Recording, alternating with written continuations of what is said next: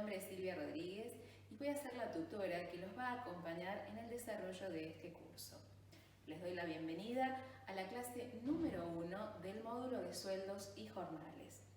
Este módulo es parte integrante de los cursos de secretariado ejecutivo y de asistente de recursos humanos.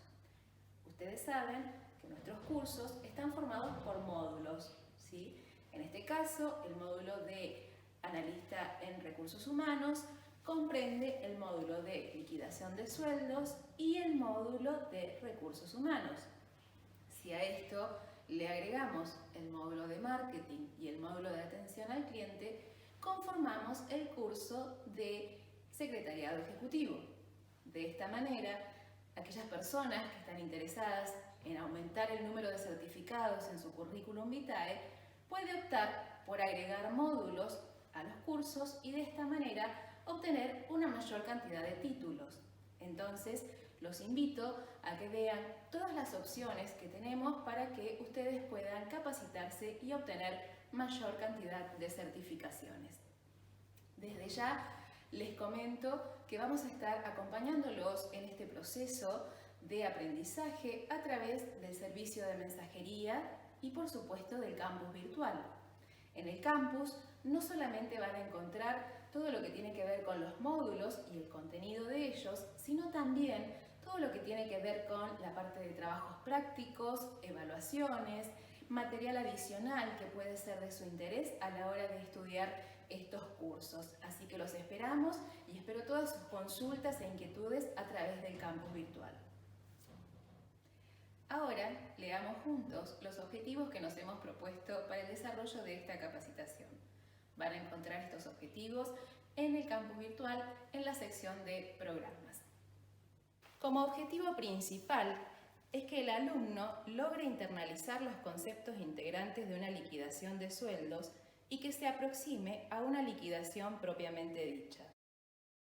Dentro de los objetivos específicos, queremos que el alumno se inicie en la técnica de la liquidación de sueldos, que el alumno conozca los distintos ítems que figuran en la liquidación, pudiendo liquidarlos de forma manual. Además, conocer de manera general las distintas leyes que intervienen en una relación laboral y, por último, conocer los ítems que, según la legislación vigente, deben contemplarse a la hora de la extinción de una relación laboral. Les recomiendo introducirse en la lectura del material teórico que está contenido en nuestro campus virtual para que una vez resuelta esta situación podamos arrancar con las clases prácticas en el aula. Ahora sí, comenzamos. Vamos a dar inicio por lo que es el marco legal, o sea, todas aquellas leyes y decretos que van a conformar el contexto, el marco, los límites sobre los cuales nosotros vamos a poder desarrollar nuestra liquidación de sueldos.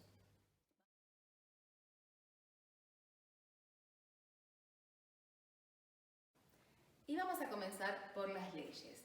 Entre ellas, la Ley 2744, uno de los pilares a la hora de la liquidación de sueldos, también la Ley de Jornada Laboral, la de Riesgos de Trabajo, la Ley de Empleo y muchísimas leyes más que conforman todo lo que nosotros necesitamos saber, conocer a la hora de emprender esta tarea de la liquidación de sueldos y jornales.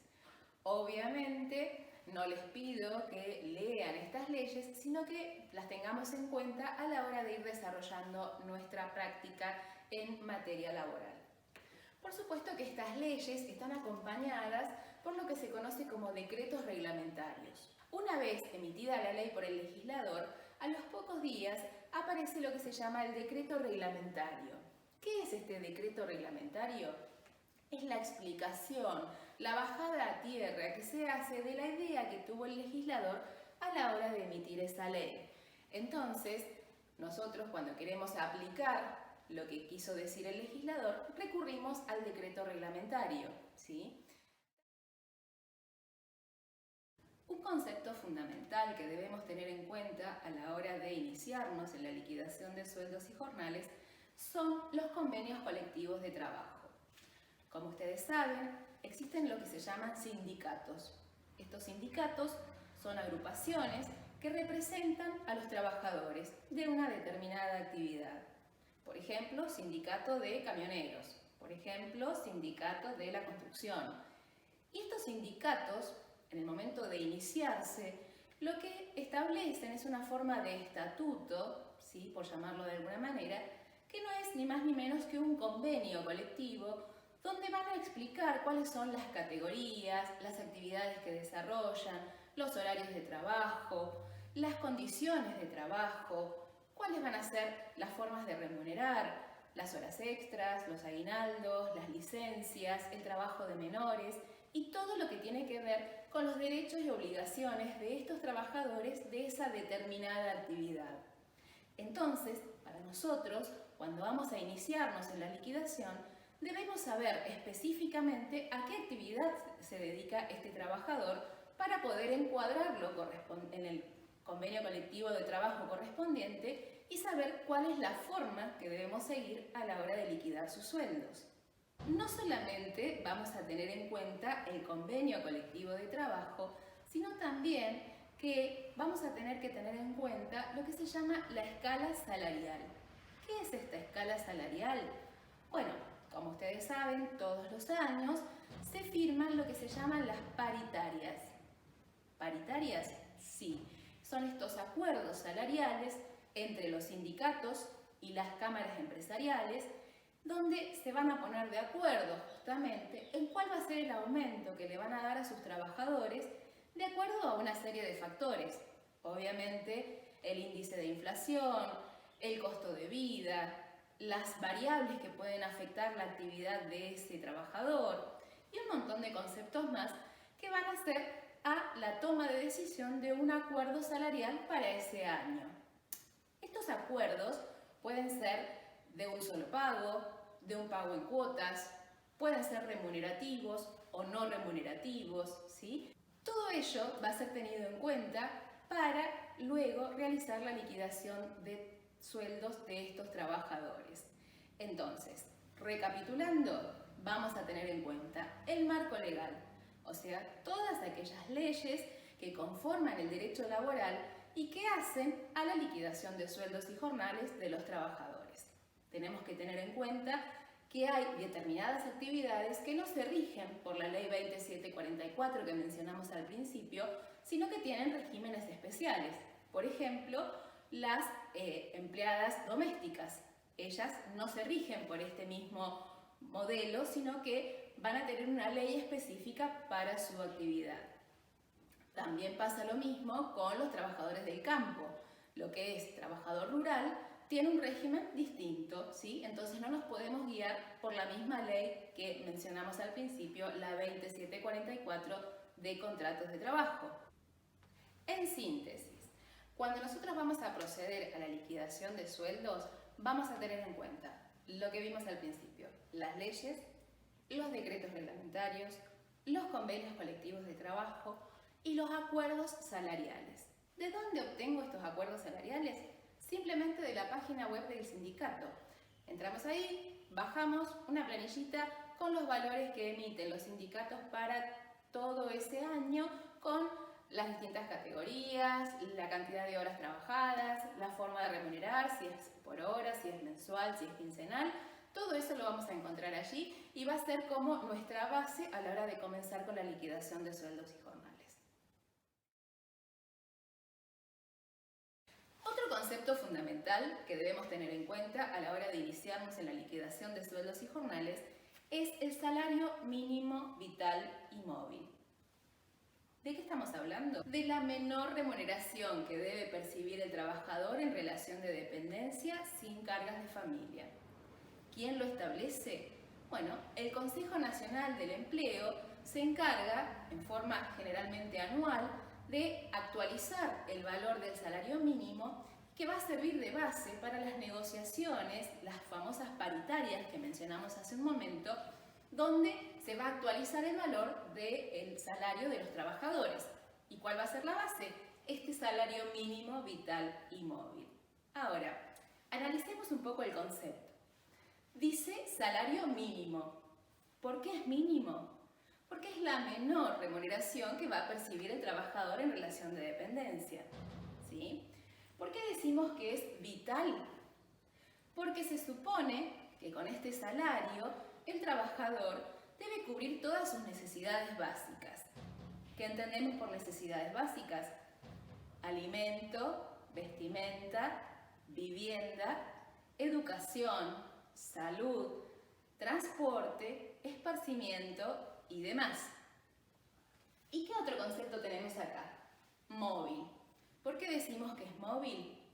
Porque tiene la obligatoriedad de ser actualizado por lo menos en forma anual y de esta manera cubrir las necesidades básicas de los trabajadores.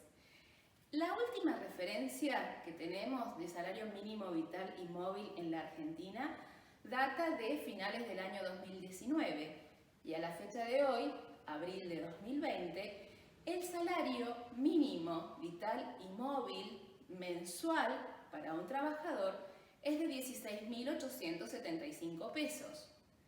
Ahora bien, también se fija en ese momento el valor de la hora para aquellos trabajadores que trabajan en forma horaria, que se les pagan en forma de horas o en forma quincenal. ¿Y cuál es ese valor? 84,37. ¿Y por qué es importante este importe? Porque nosotros, cuando hablamos de convenio colectivo de trabajo y escala salarial, dijimos que los sindicatos se reunían con las patronales y fijaban cuál iba a ser el importe que iban a actualizar o que iban a aumentarle al trabajador en ese año. Bueno, siempre van a tener como base este salario mínimo vital y móvil. O sea que cualquier valor que ellos fijen va a ser siempre por encima de este salario mínimo vital y móvil que fija el gobierno, ¿sí? Además, para todos aquellos trabajadores que no estén incorporados a algún sindicato, o sea, que no se han adherido, ¿sí?, a alguno de los sindicatos, tienen como base de su sueldo lo que es el salario mínimo vital y móvil. Un concepto importante que debemos definir antes de comenzar con las liquidaciones es ¿qué es una remuneración? La Ley de Contrato de Trabajo nos dice que la remuneración es la contraprestación que debe percibir el trabajador por la labor que ha realizado. Y con respecto a esto nos dice también que nunca puede ser inferior al salario mínimo vital y móvil. También debemos tener en cuenta que hay diferencias cuando hablamos de una remuneración mensual, de un salario mensual, que cuando hablamos de un salario jornalizado, ¿sí? Y entonces ahora veremos cuáles son esas diferencias. ¿Cuándo aplicamos una liquidación quincenal y cuándo una liquidación mensual? ¿Cuándo corresponde cada una de estas formas de liquidación? Bueno, eso queda a criterio de la actividad de quien se encarga de la liquidación. Muchas veces son los sindicatos quienes nos indican cuál va a ser la forma de liquidar a través de los convenios colectivos de trabajo que vimos al principio. ¿Y con qué tiene que ver esto? Tiene que ver con la actividad que desarrolla el empleado. Por ejemplo, si yo tengo un empleado de comercio que ingresa todos los días a la misma hora, sale todos los días a la misma hora, generalmente no tiene inasistencias, generalmente no tiene licencias por enfermedad o por vacaciones, que tiene una actividad relativamente estable, que ingresa en una fecha y lo esperable es que perdure en el tiempo. Bueno, en ese caso, lo más lógico, lo que tiene sentido común, es aplicar una remuneración mensual. Y es lo que establece justamente el Sindicato de Empleados de Comercio. Ahora bien, piensen en una situación donde yo tengo un empleado de la construcción, donde hoy arrancamos una obra y trabaja 2 o 3 días, luego deja de trabajar en esta empresa, se termina esa obra, van a otra obra, empiezan con otra empresa, hay mucha volatilidad en este empleado. Un día trabajan, otro día no porque llueve, otro día no pueden trabajar porque no hay material, no alcanza el material. Entonces hay mucha variación en cuanto al horario de trabajo, la forma de trabajo, los lugares donde van a desarrollar la actividad. Entonces yo no puedo esperar un mes a liquidarle los honorarios a ese trabajador. Entonces, en esos casos, los convenios colectivos de trabajo de la construcción recomiendan el pago por horas y en forma quincenal, ¿sí? ¿Por qué? Porque es lo más aplicable, es lo más fácil, para no esperar hasta fin de mes a que este empleado a lo mejor ya está trabajando en otra zona del país, ¿sí? ¿Se entiende? Bien. Entonces, en función de la actividad y de lo que nos dice el sindicato a través del convenio colectivo de trabajo, va a ser que nosotros decidamos optar por una liquidación mensual o por una liquidación de forma quincenal. Hasta aquí llegamos entonces con la clase número 1 de este módulo. Les recomiendo la lectura del material que está incluido en nuestro campus virtual y por supuesto vayan profundizando todos estos temas, vayan leyendo porque la liquidación de sueldos informales tiene una terminología propia que sería necesario que ustedes vayan incorporando para que luego nos entendamos y podamos hablar el mismo idioma. Por supuesto, espero todas sus consultas a través del servicio de mensajería, de la página web y del campus virtual. Estamos a su disposición para cualquier consulta o inquietud que se pueda presentar y espero verlos aquí la semana próxima en nuestra clase número 2. Muchas gracias, nos vemos.